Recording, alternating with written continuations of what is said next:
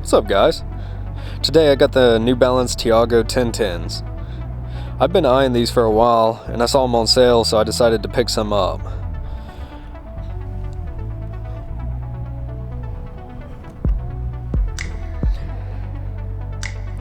I ended up getting the black with the gum sole colorway.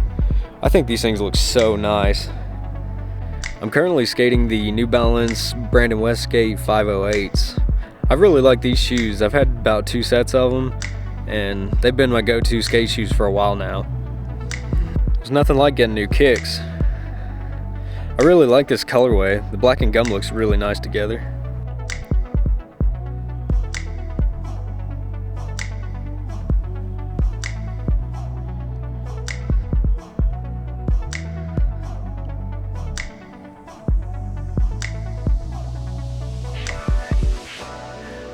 I'm really liking how these are feeling so far. They feel a lot different than the 508s I have been skating.